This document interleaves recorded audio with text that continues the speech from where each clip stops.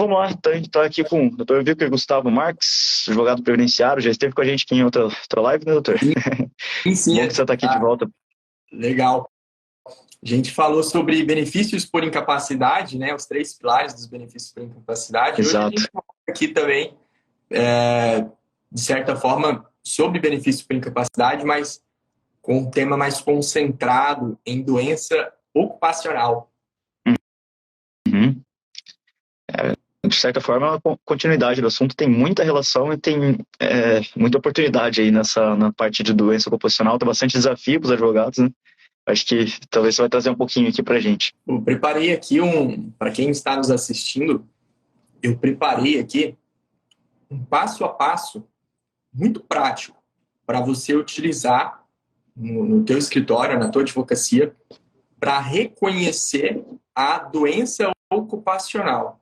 Então, vamos passar aqui por alguns assuntos antes de eu mostrar esse passo a passo, porque senão você não vai conseguir aplicar ele sem entender esses outros aspectos. E, Gabriel, eu já queria começar aqui separando, dividindo aqui, ou melhor, conceituando o que é doença ocupacional para os colegas. Legal.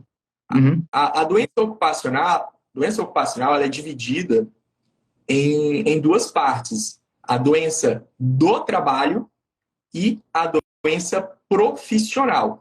Então, eu utilizo o termo doença ocupacional, que ele abrange esses 2 gêneros, tanto a doença do trabalho e a doença profissional, tá? Por isso que a gente usa esse termo doença ocupacional. Agora, feita essa breve introdução, eu queria trazer para os colegas aqui uma história real de um caso. A gente vai abrir aqui e no final nós vamos fechar esse caso aqui. Já pode ser? Show de bola. Fica bom assim. Legal, então. É o seguinte, um determinado trabalhador bancário, trabalhando em um banco, em uma grande instituição financeira, ele, depois de 10 anos trabalhando na mesma função, na mesma profissão, ele recebe um diagnóstico de uma LER no braço direito. E essa LER tem algumas CIDs, e dentre essas CIDs está lá no grupo da CID M75, por exemplo. Tá? Ele, então, é afastado, nesse nosso caso, ele é afastado do trabalho e sai de benefício por incapacidade, auxílio-doença, agora é chamado de auxílio-incapacidade temporária. Essa situação, apesar do próprio bancário sentir que é relação com o trabalho, o banco não emite CAT. O banco se exime da emissão da CAT. A CAT é o comunicado de acidente de trabalho. É o documento primário para o INSS configurar o acidente de trabalho e a doença ocupacional. Mas o banco não faz isso. Ele fica ali, vamos colocar datas aqui, 2002 a 2004, com diversos afastamentos sobre o mesmo CID, se recupera, porém com limitações. Ele volta para o trabalho, mas com limitações. Recebeu esses benefícios previdenciários, não foi reconhecido a natureza acidentária, porque o banco não emitiu a CAT, ficou afastado, volta para trabalhar, e aí volta com uma série de limitações. Tem que usar um teclado especial, um mouse especial, ali tem que fazer pausas e etc. Talvez muda ele da frente de trabalho, por conta dessa lesão por esforços repetitivos. Vou fechar aqui o caso, vou segurar, e é isso. Recebeu o benefício, agora vamos dar sequência aqui, que a gente vai voltar nesse caso aqui para conversar com os colegas, bem legal. Tá? Gabriel, essa questão da doença ocupacional, ela ganhou maior relevância depois da alteração do cálculo, da fórmula de cálculo dos benefícios por incapacidade, especial aposentadoria, né? Especificamente, para dizer, a aposentadoria por incapacidade. Agora nós temos essa distinção. Se for acidentário, nós temos uma aposentadoria acidentária, nós temos 100% do salário-benefício. Uhum. Da média, ok. Mas, se não for acidentário, aí nós teremos 60% mais 2%, acima de 20 se for homem, acima de 15 se for mulher. Não vamos entrar aqui no mérito, mas certo que, partindo do ponto que um trabalhador tenha 15 anos de contribuição, ou menos, e ele for aposentado por incapacidade e não for acidente de trabalho, não for doença ocupacional, ele vai receber 60% do salário-benefício. É isso, né, Gabriel? Exatamente. E é uma preocupação que não existia, né? Pré-reforma, né? Existia a preocupação, né, com os benefícios acidentários, mas não com esse efeito no cálculo como a gente tem agora pós-reforma. Exatamente. Então, nós temos cenários hoje que não existia antes. Por exemplo, antes eu tinha lá um trabalhador afastado de auxílio-doença recebendo 91% do salário-benefício. Qual era a expectativa ao se aposentar por incapacidade, por invalidez? A expectativa era ganhar 9%. Hoje, não temos mais essa certeza. Se ele tem muito tempo de contribuição, o suficiente para ter um coeficiente ali acima de 91%, ok. Ele sai do auxílio-doença, quando aposenta, continua recebendo a mesma coisa ou mais. Mas quando ele tem 15 anos, ele tem uma redução. E aí nós vamos ter casos onde a pessoa está lá recebendo R$3.000 de auxílio-doença, auxílio incapacidade temporária, aposenta por incapacidade, não reconhece a natureza ocupacional da doença, e não é acidente de trabalho típico, e você tem uma queda ali para aproximadamente R$1.800. Muito dinheiro, né? Já pensou? Sim.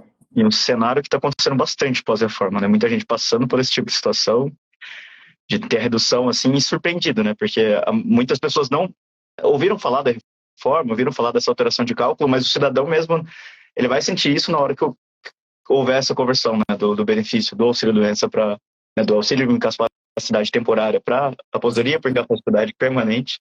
Isso. E ele sentir na pele, né, essa redução drástica ali do valor do benefício. Vamos fazer um acordo aqui, Gabriel. Vamos chamar o auxílio Podemos chamar. Né, se aposentadoria por invalidez. Ó, pessoal, podemos dar o nome antigo.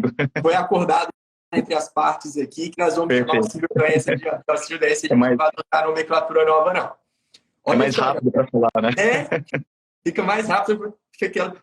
Mas, Gabriel, aí tem, não é o assunto da live, mas só para pincelar aqui, para instigar, talvez isso gere uma nova live, talvez com outros colegas ali, sobre esse tema. O que é?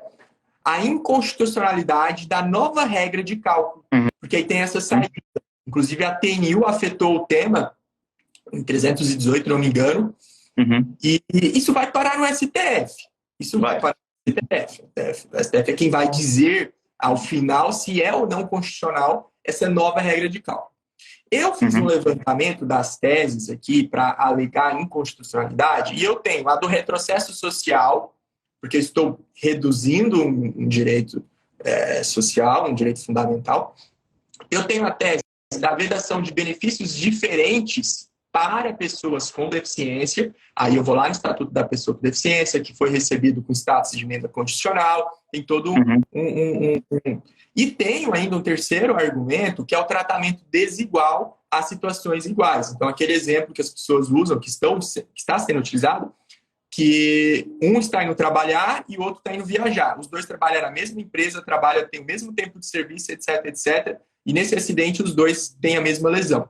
Como um está indo trabalhar, vai ser acidente de trabalho, vai receber 100%. O outro não estava trabalhando, não estava indo para o trabalho, estava de férias, vai receber, numa situação hipotética, 60%. Então, situações iguais com situações iguais, com resultados diferentes. A lei está tratando, né, situações iguais de forma desigual. Então, seria isso.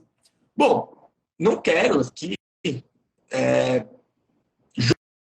torcer contra, sabe, Gabriel? Não estou aqui querendo torcer contra, mas retrocesso social, esse princípio do retrocesso social, que saiu lá, nasceu ali, a origem, digamos, que veio para o Brasil, foi lá na Corte em Portugal, Corte Constitucional de Portugal. Ele não é bem assim, não, tá? Não pode reduzir nada. Não, tem o princípio da razoabilidade que é aplicado. Então, digamos, não está cortando a aposentadoria por incapacidade ou a aposentadoria por invalidez. Não está excluindo. Não vai deixar de existir a aposentadoria por invalidez, agora vai assistir só por... Não é isso. Está reduzindo a forma de cálculo. Eu não acredito que o princípio do retrocesso social seja forte o suficiente para a gente conseguir isso no STF. Analisando o precedente do STF. Não quero prever o futuro, mas eu quero me precaver. Eu acho meio difícil. Vedação do benefício dividendo. Até, não, só aproveitando fazer o gancho, né, até considerando a última decisão, né, sobre a constitucionalidade do cálculo da pensão por morte, que provavelmente, se não me engano, um dos argumentos era esse, né, um dos argumentos levantados foi o da vedação retrocesso.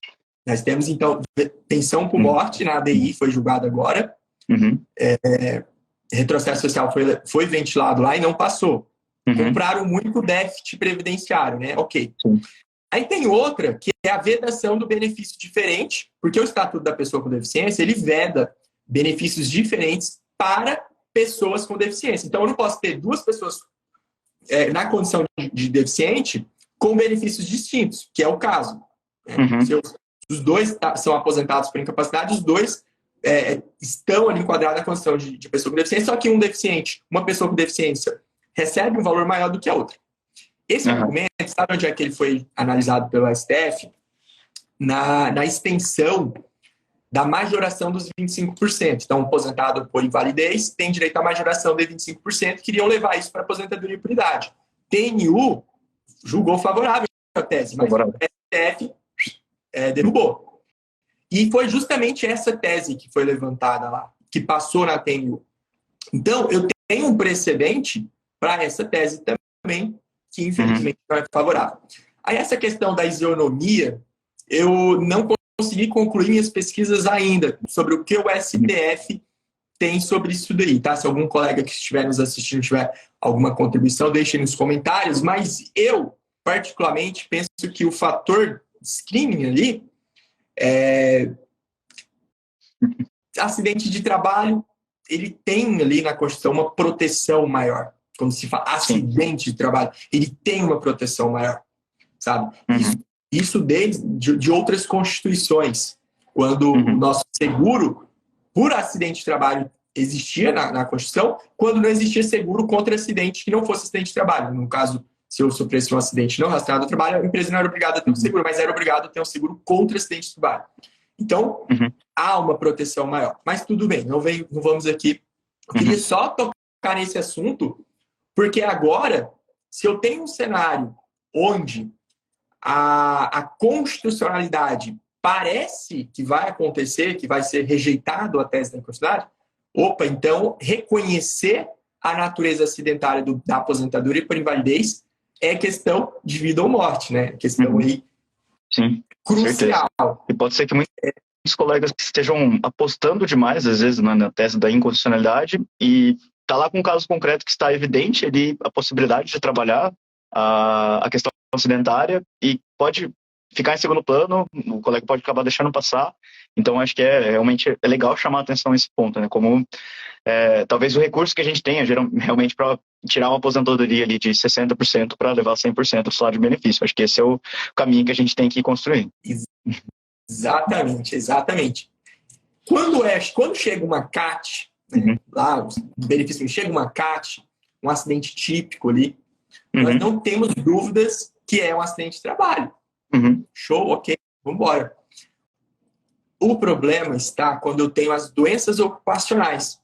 Porque, às vezes, o médico assistente, ou seja, o médico do trabalhador, ele não fez a investigação para dizer para investigar se é ou não uma doença relacionada ao trabalho.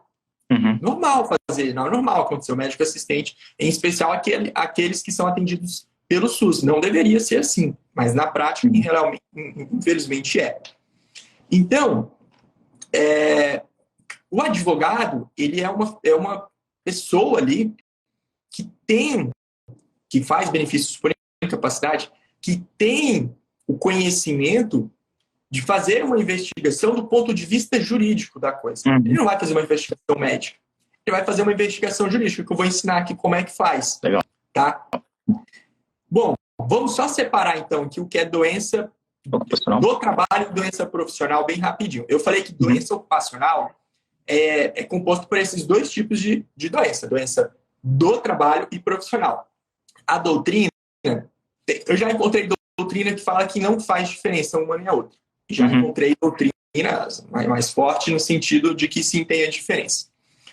Bom, a principal diferença do ponto de vista mais prático possível é o seguinte: a doença do trabalho, ela está relacionada ao ambiente de trabalho onde a pessoa está inserida, sendo irrelevante a profissão dela. Sendo irrelevante a profissão dela, tá? Então, quando o ambiente de trabalho local, lá onde o ambiente físico contribui para uma alteração do curso natural da doença, eu tenho uma doença do trabalho, tá? E quando eu tenho uma alteração do curso da doença, o curso natural da doença, por conta da minha profissão, aí eu tenho uma doença profissional. Vamos pegar aqui um exemplo para deixar mais claro. Vamos pegar a doença profissional. A minha profissão era exercida na empresa A, na empresa C, depois eu fui para a empresa C, D e por aí vai. A minha profissão fez eu desencadear, por exemplo, cataratas.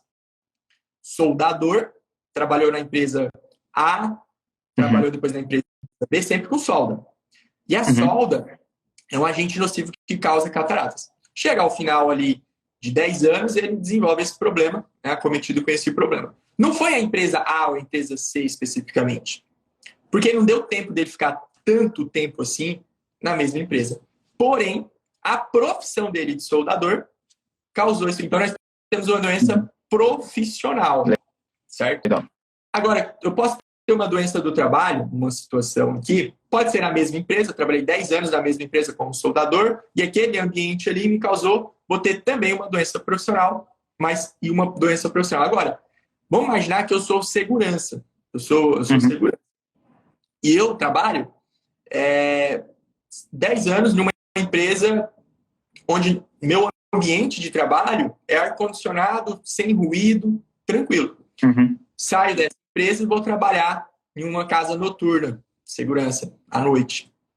E eu fico exposto ao ruído. Veja, a minha profissão é segurança. E aí eu tenho uma perda auditiva bilateral. Né? Porque eu fico exposto ao ruído. A profissão de segurança não exige que você necessariamente fique exposto a ruído, concorda? Mas o ambiente de trabalho onde eu exerço a minha profissão... Né, ele traz... então eu tenho uma doença do trabalho. Então, doença do trabalho é relacionada ao ambiente de trabalho. Aí, eu tenho lá no artigo 20 ou 21 da Lei 8.203, que trata sobre acidente de trabalho, trata de doença ocupacional, ela vai fazer uma proibição de certas situações serem reconhecidas como doença do trabalho. Então, doença degenerativa não pode ser doença do trabalho. Doença inerente ao grupo etário não pode ser doença do trabalho. Que não produza incapacidade também não pode.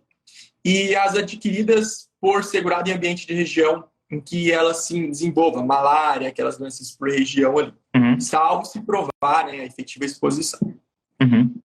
Então, eu estou dizendo que eu não posso ter uma doença degenerativa reconhecida como doença do trabalho. A lei está dizendo isso. Não pode. Mas a lei em nada fala sobre reconhecer uma doença degenerativa como doença profissional da profissão. Isso significa que eu vou ter uma maior facilidade em reconhecer as doenças profissionais em detrimento das doenças do trabalho.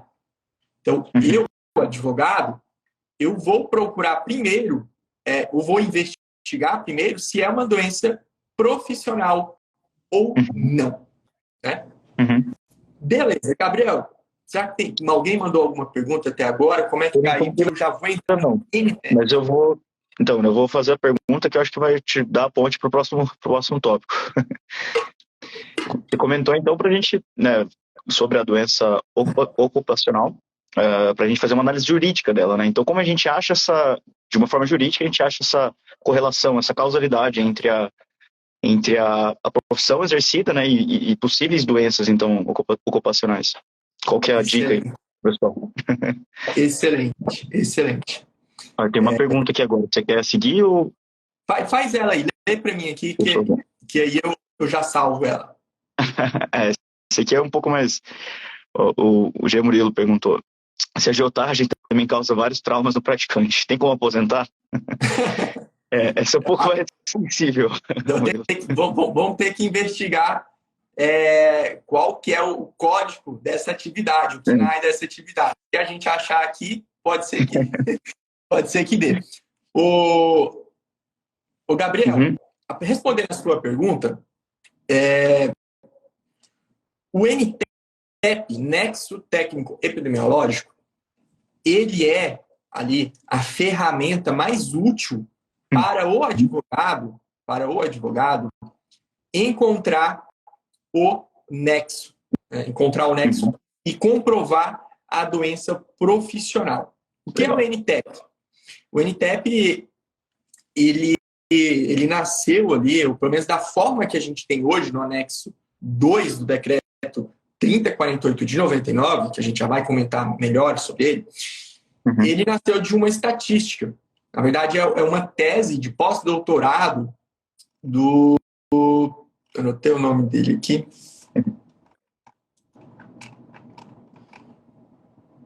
Paulo Rogério Albuquerque. Ele é engenheiro do trabalho, também graduado em Direito depois. Ele é da própria... Se eu não me engano, ele era um servidor do INSS ali. Certo que nessa tese dele, de pós-doutorado, ele fez uma pesquisa considerando o CID dos afastamentos, os CIDs anotados ali no auxílio-doença, dos afastamentos, correlacionado ao KNAI. O KNAI, pessoal, é o Código Nacional de Atividade, né? Então, todo CNPJ, ele está atrelado a algum KNAI, um ou mais, né? KNAI. Tem a atividade principal, tem as atividades secundárias. Então, quando eu abro um CNPJ, eu informo. O que é? É o cálculo jurídico, empresa de software. É um banco? Então é um banco. Vai ter o KNAI do banco. Escritório de advocacia, vai ter o KNAI do escritório de advocacia. Então, ele fez essa correlação e ele conseguiu demonstrar, através de dados, que para determinados KNAI, para determinadas atividades, havia uma recorrência de doenças, uma recorrência anormal, digamos assim. Então, esse trabalho concluiu que poderia-se presumir que aquelas doenças, quando acometidas, né, quando diagnosticadas em trabalhadores daquelas atividades, naquela atividade, havia uma presunção de doença profissional, né? Consequentemente, um acidente de trabalho. Isso tudo nasceu por conta daquela historinha que eu contei lá no final, lá no começo, aliás. Olha só, eu saio de benefício, uma LER, uma lesão por esforços repetitivos, e o patrão, o empregador, ele não emite a CAT, porque ele entende que não é. E até que se prove o contrário, não é, concorda? Então havia, e há de certa forma, mas havia muito uma subnotificação das doenças ocupacionais. Então eu tinha a doença ocupacional de fato, mas isso não era levado para o INSS. E ninguém ficava sabendo. E claro, a natureza acidentária, ela gera alguns benefícios, como, por exemplo, a estabilidade acidentária de 12 meses. Eu saio de benefício, saio de auxílio-doença, fico 3 meses afastado e for benefício acidentário, quando eu volto, eu tenho estabilidade de 12 meses. Certo? Então, isso, de certa forma, não é tão interessante para as empresas ficarem fomentando isso. Né? E acabava incentivando essa subnotificação, né, dos caras. Uma realidade. Bom, então esse trabalho veio para tentar corrigir isso. Certo? Então, nós vamos presumir, é uma presunção relativa, tá? Uma presunção relativa, que essas doenças, quando diagnosticadas nessas atividades, elas são doenças profissionais.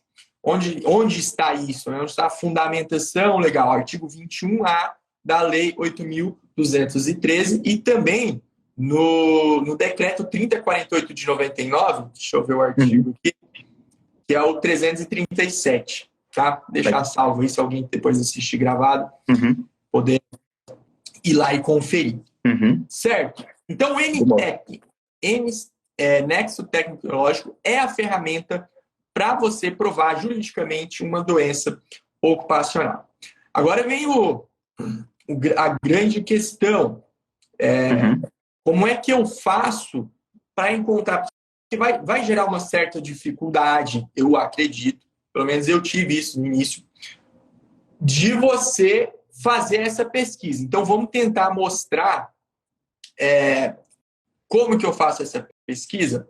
Acho que eu vou compartilhar, vou filmar a minha tela aqui. Essa é uma boa. Uma boa, né? Pessoal. Até porque é um instrumento às vezes pouco utilizado, né, ainda pelos colegas e sim, exatamente. Vale a pena. Deixa eu desligar aqui meu timeline. Entrar isso na mente. Ó, pessoal, eu estou aqui no decreto 3048 de 99 e eu gosto de mostrar aqui para mostrar onde é que acha. Eu posso jogar no Google, claro, anexo 2, mas eu rolo lá para baixo, que eu vou encontrar aqui, ó, tá vendo? O anexo. Anexo 2, entrei. Quando eu entrei aqui, eu vou ter a lista A, B e C. Você vai procurar a lista C. Aqui, a lista C. Então, essa lista C, que vem lá, fundamentada no artigo 337 do decreto 3048 de 99, turma, você vai ter esses grupos aqui, esses intervalos de CID, certo? E aqui, Gabriel, você vai procurar, primeira coisa, você vai procurar o CNAE da empresa. Então, vamos pegar aquele caso que eu comentei lá no início, que é o CNAE do banco. Os 4 primeiros dígitos do CNAE. Então, ó, bancos comerciais, 6422. Então, você vai vir aqui na lista C e vai procurar o CNAE, 6422. Dá um Ctrl F lá em cima, tá vendo? Para você achar, né? Mais fácil. Opa! Achei aqui um grupo de CID aqui. O grupo de CID do F30 ao F39 da NTEP com CNAE 6422 e todos esses outros CNAE aqui. Tá vendo? Então, esses trabalhadores dessas atividades, quando diagnosticados com doenças incapacitantes nesse grupo de CID aqui, pessoal, o grupo de CID, quando eu falo grupo de CID, eu falo assim, ó, o CID F30 da MIT, né? Da MIT que fala, com esse CNAE aqui. Então, o F30.1.2 até o 9. O F31, o F32 e as suas variáveis, até chegar no F39, tá bom? Sim. Então, não é só o CID. Tem muitas subcategorias, né, dentro desse, é importante destacar, né? Isso, exatamente. Não vai pensando que é só o CID F30 e o F39 não, tá, pessoal? Tá? Mas vamos lá. Aí tem só esse? Não, olha só. Apareceu aqui no F40 ao 48 também.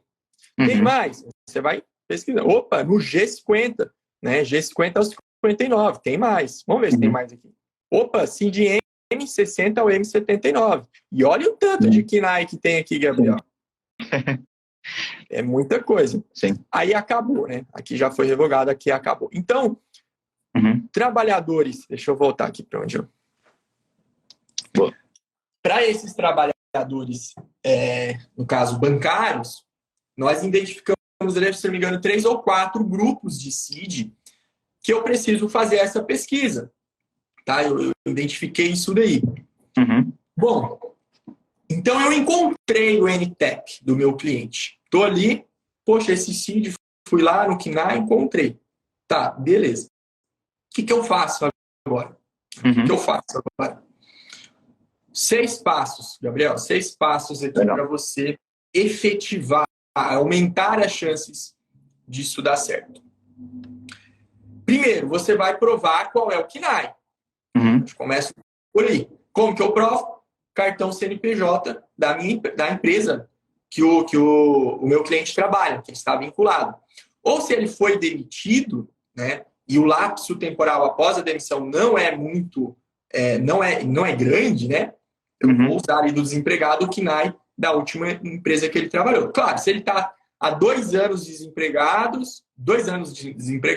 e a incapacidade surgiu, né, agora, por exemplo, você vai ter que fazer uma investigação mais apurada, ver se vai dar para usar ou não, tá? Mas vamos considerar aqui o segurado empregado ou o recém-desempregado, né? Está ali ainda, digamos, recebendo seguro-desemprego. Encontrei o KNAI no cartão CNPJ, tenho ali o laudo do médico assistente, mais os laudos que provam a incapacidade, porque, ora, se eu vou pedir um benefício por incapacidade, tenho que provar também a incapacidade. Não vou entrar no mérito, mas recomendo assistir lá a nossa aula. Fica no YouTube, né, doutor? Fica. Tá lá no YouTube do CJ, tem a outra live que a gente falou, né? Mais focada nessa parte. Os 3 pilares dos benefícios por incapacidade, recomendo.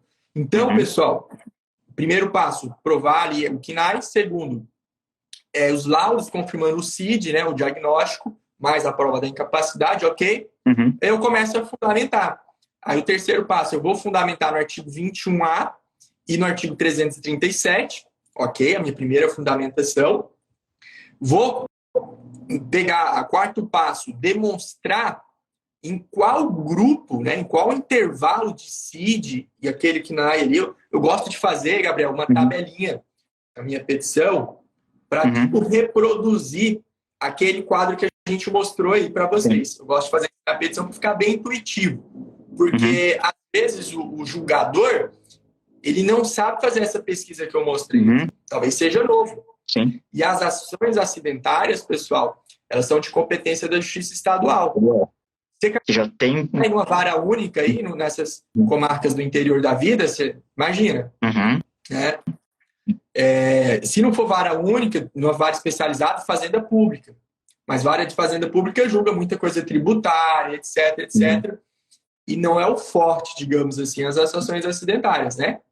Advogado imprescindível. Ele vai ter que ter uma atuação muito presente nessas causas para poder isso aqui tudo dar certo, tá? Gabriel, quarto passo, então, é fazer essa demonstração na petição. Lista C, KNAI, o código, certo? Aí, eu venho com a cereja do bolo, Gabriel. Olha a cereja do bolo. Só quem está assistindo a live até agora, advoga em ação de benefício por incapacidade, quando encontrar o MTEP, se usar isso daqui, Gabriel, isso aqui valeu já, você não tem ideia. Isso aqui é algo pouco utilizado. E eu estou aqui, faço questão de divulgar isso aqui, porque eu preciso que os nobres colegas comecem a usar a fundamentação disso aqui. Compartilhe aí com seus colegas isso aqui. Até para pegar esse conhecimento, até, desculpa te interromper, mas até para levar isso para que a justiça tenha mais conhecimento disso e consiga julgar com mais eficiência, né? A gente não depender desse juiz que chegue numa vara única, que não tem acesso ainda a esse tipo de fundamentação. Mas desculpa, pode continuar. Não, excelente, é isso, exatamente. A gente precisa disso, nós precisamos. E olha só, eu estou dizendo que a minha narrativa, eu estou dizendo que presume-se, tudo isso que eu estou falando, a conclusão é presume-se que é doença ocupacional. Lista C, eu estou dizendo que está presumindo que é. O TJSP, o TJ de São Paulo, ele tem uma jurisprudência forte dizendo que não se presume doença ocupacional. Você sabia disso? Não se presume. Ou seja, totalmente contrário a isso que eu estou falando. E aí, Gustavo, quem é advogado lá em São Paulo já está, né, se tem conhecimento dessa jurisprudência, que é forte, já está falando, vixe, Gustavo, esse negócio teu aí não tem futuro, não. Funciona aqui. Não funciona aqui, mas tem que funcionar. Tem que funcionar, eu vou te mostrar agora. Essa questão da NTEP, do NTEP, foi apreciado pelo STF em uma ação direta de inconstitucionalidade. Só que não foi em relação aos segurados, não. Foi em relação à indústria. se eu não me engano, a associação, o sindicato da indústria, alguma coisa assim, Uhum. entrou com essa ADI, que demorou 13 anos para ser julgado, tá? Já até cito o número da ADI aqui, ó. Ação direta de inconstitucionalidade 3.931, 3931, tá? 3931. E declarou constitucional o NTEP. O NTEP é constitucional. E no acórdão, que foi da lavra da ministra Carmen Lúcia, até se você entrar no site do STF, o acórdão está grifado. A presunção relativa de doença ocupacional quando encontra o NTEP. Ou seja, é constitucional isso daí, essa presunção. Eu estou utilizando este acórdão, essa ADI, para dizer o seguinte, olha, presume, essa presunção ela deve acontecer, tanto é que o próprio STF validou ela como constitucional. Então, aquela jurisprudência lá do TJ que eu citei, quando tem uma jurisprudência do STF, quem é que tem que alinhar quem aqui? Né? 927 do CPC. O nosso CPC veio essa cultura do precedente. O que a gente tem que fazer? E no 927 do CPC, pessoal, 927 é o que fala que o juiz, na hora de proferir a decisão, tem que acompanhar os precedentes. Tá lá, acho que é preciso primeiro, né? Julgamentos em controle concentrados de constitucionalidade. Poxa, acho que eu amarrei a mão do magistrado aqui, não? Esse é o sonho, né? Se encontrou o NTEP, olha só, pessoal, se você encontrou o NTEP. Ah, não encontrei o NTEP, então aqui não é o assunto. Só que tem uma objeção aqui, Gabriel. A gente vai construir um argumento, a gente sempre tem que pensar nas objeções, né? Então, vamos lá. Vamos matar essa objeção. O que é o sexto passo? O que a lei fala? Fala que presume. Ok. Presunção relativa, não é presunção absoluta. Então, cabe ao INSS ou à empresa impugnar essa presunção. Como? Deu NTEP lá. Ok. Aí, o INSS, o perito oficial do INSS, né? Agora, perito federal, né? Perito federal. Ele, se eu tenho uma presunção relativa, cabe ao perito refutar. Então, lá no laudo SAB, você vai pegar o laudo SAB. Pessoal, o laudo SAB, para quem aí ainda não tem tanta familiaridade, o laudo SAB é o laudo que você baixa lá no INSS, no meu INSS, né? Que mostra o que o perito do INSS falou sobre aquela perícia. Então, ele vai falar o CID, ele vai falar se reconhece a doença do trabalho ou não, é o laudo ali, vai discorrer para concluir. Então, o sexto passo, Gabriel, é eu entrar no laudo SAB e procurar essa impugnação do perito do INSS. Porque a presunção não é relativa? Presume-se que é. Ou, aliás, se a presunção é relativa, então se eu encontrei o INTEP, mostro ali que tem, então o perito do INSS, ou perito federal, deveria, o Wilker falando aqui, tá? É minha convicção. Deveria o quê? Falar que não é e explicar o porquê. E explicar o porquê. Bom, não encontrei isso no meu laudo SAB. Eu, Wilker Gustavo, até hoje, eu não encontrei, ou nunca encontrei um laudo SAB falando assim, não vou enquadrar o NTEP pela lista C, porque ele tem isso. Eu nunca encontrei. Se algum colega já encontrou, comente aí. Agora, eu já encontrei empresa, porque a empresa, as empresas mais diligentes, o que elas vão fazer? Elas vão ficar monitorando, porque isso aí altera a alíquota de contribuição delas. Se der um acidente de trabalho, vai alterar, vai pagar mais tributo. Então, o que ela faz? Ela fica monitorando. Quando aparece um NTEP lá no CNPJ dela, ela vai lá e entra com uma impugnação. Literalmente uma impugnação. Faz como se fosse um recurso falando que não deve enquadrar, porque o segurado trabalhador ele pode se defender e aí vai seguir o processo. Mas eu não tenho uma impugnação da empresa, não tenho uma impugnação da INSS, presunção relativa. Eu posso pensar contrário? Penso que não posso. Eu tenho que assumir. Então, quando eu uso esses 6 passos e fecho, demonstrando que não houve impugnação,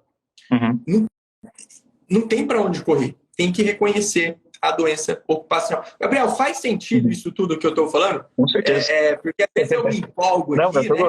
A gente lida com isso todo dia e às vezes se empolga, assim, acha que está falando tudo claro, mas às vezes não está. Para mim fez bastante sentido perguntar ao pessoal que está acompanhando também. Se o pessoal quiserem mandar alguma dúvida, né, desses 6 passos que o Wilker trouxe para a gente aqui, mandem aqui.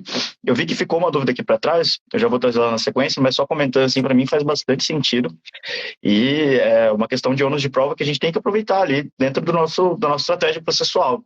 E amarrar isso dentro do processo, dentro da construção do processo, desde a inicial e toda a parte de instituição.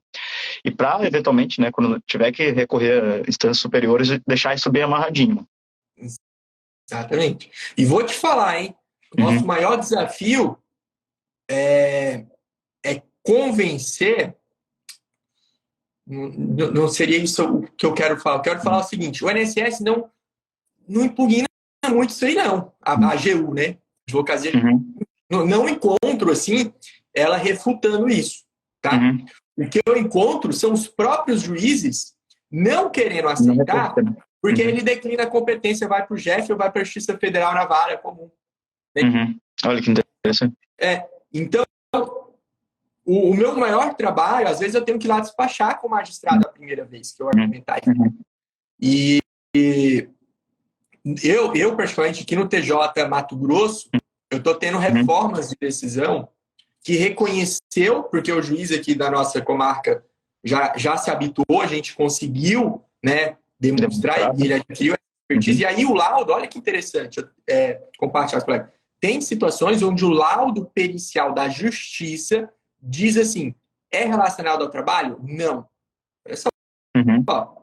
Aí vem a decisão, vem a sentença falando, apesar do laudo dizer que não, eu afasto ele, 379, ok, e reconheço, porque o laudo não foi fundamentado. Não tem decisão. Então, legal. Não é jurisprudência, pessoal, é decisão, mas eu tenho. E quando eu digo que eu tenho, é no sentido assim, olha, não foi de primeira, tá? Foi tomando procedência, aí você vai, recorre e tal. É construção. Mas chegou já nesse ponto. Qual é o patamar? Construção. Qual o patamar que nós estamos aqui no Mato Grosso? Nós estamos agora trabalhando no TJ, lá no tribunal, nossas apelações do INSS, eventualmente, porque o INSS ele recorre discutindo a aposentadoria. O cerne ali, o objeto é a incapacidade. E aí, o colegiado, tivemos decisões já nesse sentido, ele pega, não reconhece a natureza ocupacional e declina a competência. Então, nós estamos ainda, não consegui superar, não tenho decisão terminativa ainda, tá? Tudo indica, eu acho que isso aí vai subir para o STJ, para a gente poder unificar isso daí. Mas certo que esse passo a passo, ele é substancial, sabe? Sim, ele é algo firme, certo? Não é uma construção assim tão inovadora, por assim dizer. Sim. Tá bastante tempo. Tá batendo na porta dos tribunais, né? Para poder abrir espaço para tentar trazer alguma luz ali e talvez alguma certa uma visão mais pacífica, assim, né? Sobre algo que deveria ser, que querendo ou não, é meio certo na lei já, né? Sim, acho bem que óbvio. é óbvio, e por os juízes não estarem acostumados a lidar, talvez esteja, assim, entre aquela questão da jurisprudência defensiva, né? Eles começam a usar artifícios para se esquivar ali de tomar a decisão, como você comentou, né? Já que tem levado esses casos em que tem chegado a esses casos em que há esse declínio de competência, né? Viu que eu vou trazer uma pergunta aqui, até um pouco no início ali do passo a passo, que acho que a Valesca trouxe aqui, sobre como encontrar o KNAI, né? Eu acho que talvez alguns colegas ainda estejam nesse primeiro momento, assim. Então, tipo, como que o colega vai encontrar ali o KNAI, fazer toda essa relação, seguindo aquele passo a passo que a gente viu, né, que demonstrou aqui na lista, mas como a gente pode encontrar isso, então? Vou colocar aqui no CNPJ. CNPJ, vou entrar aqui no cartão CNPJ, deixa eu ver se tem salvo aqui. Pessoal, o CNPJ mais fácil de decorar e eu não decorei. CNPJ, Banco do Brasil. Vocês já viram o CNPJ do Banco do Brasil, pessoal, como é que é? Olha lá. Zero, zero, zero, zero, zero. Mas é que você entra aqui, ó, no CNPJ do Banco do Brasil, e você vai lá no cartão CNPJ, são dados públicos, né? Então não tem problema a gente compartilhar isso daqui. Entrou. Peraí. Calma aí, pessoal. Certo que tem que... na hora do ao Na hora, vivo, assim, ao vivo sempre acontece, né? Mas enquanto vai carregando ali, né? Basicamente é o site, né, do consulta de CNPJ, né? Da Receita Federal. Isso.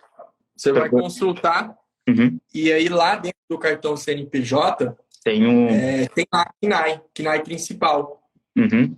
E dentro dá para buscar daí pelo número do KNAI, né? Qual que é o ramo da empresa. Aí você vai pegar, ó, carregou aqui, você vai pegar os 4 primeiros dígitos, tá? Ó, lá dentro do cartão CNPJ. Aí você vai procurar esses 4 primeiros, você não pega tudo, tá? Só pega os 4 primeiros, tá? Os 4 primeiros, olha lá, bateu com esse aqui, ó. Vai fazer isso aqui. É simples, assim, provar o KNAI é isso. Ó, eu já me deparei com situações, aqui a gente tá falando do Banco do Brasil, né? Uma empresa, todo mundo sabe que é um banco. Eu já encontrei situações onde um trabalhador, ele trabalhava em um supermercado e o KNAI do supermercado era de comércio de rações para animais. Então, aí seria o caso de você pegar o KNAI correto do supermercado, mostrar, tirar uma foto e tal, endereço, Google Views ali, olha, o endereço aqui de fato não é o PPP, de repente, né? Porque eu não sei por que o KNAI no CNPJ estava aparecendo comércio de rações, sendo que era no supermercado. Sei lá. E inovar nos meios de prova, né, Wilker? Mas assim, tem uma situação também, Jabel, deixa eu voltar aqui só um ponto que é importante, eu acho essa informação. Pessoal, você encontrou doença ocupacional por aqui, pelo NTEP, não quer dizer que você tem uma ação de indenização trabalhista, não, uma indenizatória trabalhista, tá? É bom a gente tocar nesse assunto, Gabriel, porque às vezes eu encontro que, deu benefício acidentário, poxa, agora eu vou entrar com uma ação indenizatória trabalhista. Lá na indenizatória trabalhista, eu preciso provar a culpa ou provar que ele estava exposto a um ambiente de risco. Poderia dizer que é um ambiente de risco pelo NTEP, mas aí é uma outra situação. Só quero dizer o seguinte, se tu pensar em uma acidentária trabalhista, em uma indenizatória trabalhista, faça uma estratégia processual, toda uma construção para a indenizatória trabalhista, tá? A dica que eu deixaria para quem quer fazer indenizatória trabalhista é entrar primeiro com a previdenciária, se não for prescrever lá na trabalhista, é claro, né? Fica atento a isso. Mas entraria com a previdenciária, construiria o laudo, certo? E após o laudo, eu construiria uma ação trabalhista, sabe? E seria essa. E não ao inverso, né? Ou não paralelo. Vou entrar com os dois ao mesmo tempo. Não, entraria com um, depois com outro. Que só pegar esse gancho que eu acho importante, Gabriel.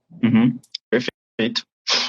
Não, e é uma visão de estratégia processual que é bem importante, assim, para não... para ter o cuidado ali, como você falou, até eventualmente com prazo prescricional, né? Então, eu vou fazer uma pergunta, assim, caminhando para o final já. A gente trouxe aqui, né, toda a visão, né, da prova da doença ocupacional e, né, como comprovar. Acho que, poxa, ficou sensacional, assim, a construção que você fez. Eu acho que é um caminho, assim, foi uma baita de uma aula, assim, para o pessoal poder usar isso e colocar em prática já. E acho que só para relembrar aqui, né, fazendo uma ponte com a live anterior, então, né, quais os benefícios, então, que eles podem ser originados a partir dessa comprovação da doença ocupacional, né? A gente falou lá no início, falou na outra live, mas acho que só para relembrar aqui, talvez alguns colegas ainda estejam ali nos primeiros passos previdenciários, então, só para relembrar, né, esses benefícios que a gente pode, então, caracterizar, né? Quais que podem ter essa roupagem, né, de acidentários. Legal. Gabriel, vou fazer o seguinte, então, vamos pegar lá o caso que eu comecei a falar lá no início da live. Bancário ficou afastado lá em 2002 e 2004, 2002 a 2004, aqueles afastamentos intercalados, dificilmente é contínuo, né? Então a pessoa fica 3 meses, vai e volta, trabalhar, fica mais 4 meses, por questão de lag. Quando você pega, por exemplo, o CID M75, ele vai estar no intervalo do CID M60 ao CID M79, para se for bancário, né? Então deu NTEP. Bom, ele ficou afastado, voltou a trabalhar com algumas restrições. Nesse caso, eu poderia citar dois benefícios aqui que ele teria direito, que eu já respondo a tua pergunta, que eu acho que são os dois principais motivos pelo qual nós temos que estudar o NTEP sempre, ou investigar o NTEP. Primeiro, é a própria aposentadoria por incapacidade. Então, se nesse caso que eu dei exemplo, se fosse o caso de uma incapacidade total e permanente, insuscetível de reabilitação, eu teria uma aposentadoria por incapacidade permanente, aposentadoria por invalidez, com valor de 100% do benefício. 100% do salário e benefício. Né? E ele é o cálculo ali do salário e benefício, da média aritmética, vai receber 100%. Ao contrário, que se eu tenho menos de 15 anos, menos de 20 anos, se for menos de 15, receberia 60%. Então, claro, vai depender do caso. Se eu tenho, sei lá, 40 anos de tempo de contribuição e aposento por invalidez, vai dar 100%, né? Mas ok. Esse é o primeiro, aposentadoria com valor melhor. Agora, tem um segundo aqui escondidinho, que esse caso aqui se aplica bem. Lá em 2002, 2004, fiquei afastado, voltei a trabalhar, porém com restrições permanentes. Quando eu tenho incapacidade parcial ou uma redução da capacidade para o trabalho permanente relacionada ao trabalho, ou seja, doença ocupacional, acidente de trabalho. Qual benefício? Vamos ver se alguém que está ao vivo aí consegue responder. Qual benefício eu posso buscar? Eu tenho uma incapacidade parcial e permanente, ou uma redução da capacidade, e essa incapacidade é oriunda de um acidente de trabalho. No nosso caso, a gente está falando de doença ocupacional. Ele volta a trabalhar, ele tem capacidade para trabalhar, porém, essa capacidade foi reduzida por um acidente de trabalho. Qual benefício que essa pessoa a gente vai buscar? Vamos ver se alguém vai responder. Se ninguém responder, eu já vou dar a resposta, Gabriel. Vamos lá. E aí, pessoal, o que vocês acham? Tem um pessoal bastante aqui que se manteve firme com a gente. Então, vamos dar a resposta então para eles. Se apareceu. Auxílio acidente. Exato. Doutora Valesca, auxílio acidente. Exatamente, auxílio acidente. Agora, você imagina, doutora Valesca, buscar o auxílio acidente desse meu cliente desde 2004, né? Desde lá, o doutor... Judite também? Doutora Judite também. Maravilha. Parabéns, pessoal. Claro, eu não vou receber desde 2004, pessoal. Não vou receber porque só recebo os últimos 5 anos. Né? Eu só recebo os últimos 5 anos. Mas, de repente, você vai atender esse cliente com uma aposentadoria programável. O cliente procurou com tempo de contribuição. Aí você olha no CNIS, tem lá um auxílio doença lá atrás. Aí você tem que perguntar para ele, mas o que aconteceu? Já pede o laudo SAB. Isso aqui, vamos ver se dá NTEP? Dá NTEP. Aí você vai desembolando. Não, ficou uma redução. Então, às vezes, você entra com o pedido de aposentadoria programada, ok, e pede auxílio acidente nos últimos 5 anos. E, pessoal, o auxílio acidente, o valor recebido, ele incorpora na média de cálculo. Você tem como salário de contribuição aí, né, Gabriel? Sim, exatamente. Então, assim, olha tanto que refletiu, foi parar lá na aposentadoria programada, saber NTEP, olha só. Exato. Também aí, ó. Tem um reflexo né, na hora dos cálculos que é impressionante, assim, né? Quando uma vez comprovado e conseguido fazer, né, e a gente conquiste, né, toda essa comprovação, os efeitos que pode ter no valor do benefício são grandes, né? Sim. Eu poderia dizer que saber NTEP pode aumentar o valor da aposentadoria do teu cliente, aposentadoria programável, né? Com claro, certeza. tudo isso tem que ser construído. Passei aqui os 6 passos que eu utilizo. Sim. Aperfeiçoe, melhore. Quem quiser me chamar no direct ali do meu Instagram, Gustavo, estou com uma dúvida nesse caso real, chama lá, eu sou super parceiro para ajudar nesses casos. tem Legal. muito interesse em fortalecer a advocacia em que se refere a acidente de trabalho e doença ocupacional pró-segurado, tá, Gabriel?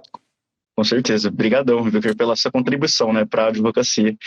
E lembrar os colegas de contar com o CJ também para isso, né, porque não dá para você fazer isso desvinculado de fazer os cálculos, né, que aí que entra, né, o grande desafio que está, né, atrelado, porque uma vez, você pode inclusive planejar isso, né, você vê se vai ter um efeito, uma repercussão ali no cálculo que vai valer a pena, né, também buscar, como nesse exemplo do auxílio acidente, né, ver essa repercussão que ele vai ter no salário de contribuição, e para isso o CJ está, né, totalmente hábil, né, para ajudar o colega a fazer essas contas, a simular esses cenários, e também para os próprios benefícios, né, acidentários. Então, até no fluxo do cálculo, né, é uma coisa que ela não é necessariamente do cálculo, mas quando a gente preenche o cálculo de benefício por incapacidade do CJ, vai perguntar se teve, né, um acidente no trabalho. Já te sinalizo. Né, exato, já te sinaliza. Então, se você, né, dominando esse conhecimento, sabendo, né, que isso impacta no cálculo e respondendo lá o formulário, você já vai ver esse reflexo dentro do cálculo. E isso pode ter até um efeito além ainda, né, trazendo aqui mais um complemento, porque um planejamento, a gente vai fazer um planejamento previdenciário, tem gente que até fala disso, eu acho meio sensível falar no planejamento de pensão por morte, mas, lógico, se a pensão por morte, dado que na concessão dela, quando ela é originária, né, quando ela não deriva de outro benefício, você simula a concessão de uma aposentadoria por invalidez, incapacidade permanente, e essa pessoa poderia já estar, a gente vai analisando esses cenários, né, ela já poderia ter se aposentado por incapacidade permanente, então, nesse cenário, a gente pode ser que ali a gente também faça essa investigação, né, do nexo, dessa prova da doença ocupacional, e isso pode ter reflexos até na pensão por morte. Então, essa novidade, né, pós-reforma é que a comprovação da doença ocupacional já era importante, né? Ela já tinha muitos reflexos previdenciários trabalhistas relevantes, mas agora ela ainda afeta de uma forma mais ampla, assim, né, e com alguns reflexos ali diretos e indiretos dentro dos cálculos. Sim, Gabriel. Tem um mar, já existia um mar para ser coberto, né, as implicações da natureza acidentária. Mas agora se tornou obrigatório. O advogado que não fizer esse estudo de caso com profundidade sobre esses reflexos, ele está fadado ali a trazer prejuízos para o cliente dele, consequentemente para ele também, né? Então, com certeza, é só uma das ferramentas essa questão da lista C para a gente reconhecer as doenças ocupacionais. Tem que estudar os acidentes típicos, né? Então, aqueles acidentes, fui lá fazer um curso lá, eu estou aqui no Mato Grosso, fui lá em São Paulo fazer um curso, que a empresa mandou fazer esse curso, na estrada aconteceu um acidente. 8.203 vai falar que é acidente de trabalho. Se é um acidente, aí começa a desdobrar. Começa a desdobrar uma série de coisas. Daria para a gente ficar aqui mais umas 2 horas, no mínimo, conversando sobre isso, Gabriel. Victor, só para a gente caminhando para o final, então, você ficou 2 perguntinhas ali, a gente consegue responder elas? Consigo. Eu só não consigo achar ela aqui com facilidade. Eu vou ler aqui para você. A Judite perguntou, né, se o contador empregado com artrite reumatoide, se é possível caracterizar, né, a doença ocupacional. Tá. Daí teria que fazer a pesquisa. Tá? Primeiro, é possível, né? Num juízo de possibilidade, é difícil, porque o contador é difícil responder a pergunta, tá? Não é difícil reconhecer. O contador ele pode trabalhar em séries, né? A artrite é uma doença reumatológica, teria que ver um NTEP, tá? Fazer a pesquisa NTEP. Se não tem o NTEP, não quer dizer que não é doença ocupacional, tá, pessoal? Não anula. Não tá o NTEP, então não é. Não. Quer dizer que se tem, presume-se que é. E aí, a não ser que se prove o contrário. Mas eu não consigo responder na real ali. Teria que fazer a pesquisinha ali do contador, né? Ver qual que é o KNAI e depois olhar se está no grupo CID. Se der o grupo CID, presume-se que é. Lembrando que pode fazer prova em contrário, tá? Se não tiver... Acho que ele foi legal trazer esse caso justamente para trazer isso. Se não tem, não é porque a gente não deve investigar, né? Se não tem o NTEP. E a última que ficou aqui, da Valesca, se tem como receber o benefício de auxílio acidente sem benefício de auxílio doença precedente. Tem, resposta é sim. Tá? Dá para entrar direto. Só que aí, nesse caso, você tem que ficar muito atento ao interesse de agir. que você vai ter que fazer uma solicitação de auxílio-acidente direto no INSS, e ali vai ser o termo inicial do benefício, tá? E aí vai ter o desdobramento da perícia médica administrativa. Se for negado, aí você tem interesse de agir para ir para a justiça, tá? Então tem como receber auxílio-acidente direto, sem preceder de auxílio-doença. Tem como receber aposentadoria por invalidez sem preceder auxílio-doença, tá bom, pessoal? Se não me engano, agora acho que até pelo INSS digital, né, pelo convênio do site dos advogados, acho que já dá para fazer o pedido direto lá por lá, né? Eu não sei se no meu INSS normal já tem um requerimento do auxílio-acidente. Eu lembro que tinha uma época que não tinha, aí depois tirou. Agora tirou, né? Agora voltou. Ah, então perfeito. Legal atualizar isso, porque eu mesmo faz um tempo que não trabalho com auxílio-acidente, eu já me atualizei aqui. Mas assim, tem que entrar lá no meu INSS e procurar, porque, gente... Porque às vezes some de novo, né? A gente tá falando aqui... Tira casaco, põe casaco, é desse Exato. Perfeito, Victor. Obrigado aí pela live, obrigado pela aula aí, por toda essa construção que você trouxe aqui pra gente. Acho que foi muito rico mesmo. E agradecer aos colegas pela presença, de estar... durou a live, assim, vários colegas bem atentos aí, participativos. E sair daqui e colocar em prática, né, Victor? Tem muito trabalho pela frente com essas ferramentas que você trouxe pra gente. Exatamente, Gabriel. E aos colegas aí, ó, que estiver nos assistindo, chama lá, ou depois de assistir gravado, tá com dúvida, chama lá no meu Instagram. Às vezes eu demoro um pouquinho para responder, normal, mas eu gosto de responder essas questões aí, porque fortalece a advocacia. Obrigado, CJ, pela essa oportunidade de poder vir aqui compartilhar. Para mim é uma honra, um prazer poder compartilhar com vocês. E, claro, um abraço também para toda a galera aí do CJ, que admiro demais, tá? Obrigado, Victor. Um abração, obrigado por ter aceito o convite e participado mais uma vez aqui. E a gente vê vocês, pessoal, na próxima terça, sempre aqui nas lives de terça, ao meio-dia, 11h57, né? A gente está aqui de volta para trazer mais temas interessantes para vocês. Um grande abraço e um bom almoço para todo mundo. Valeu, Victor. Até amanhã. Tchau, tchau.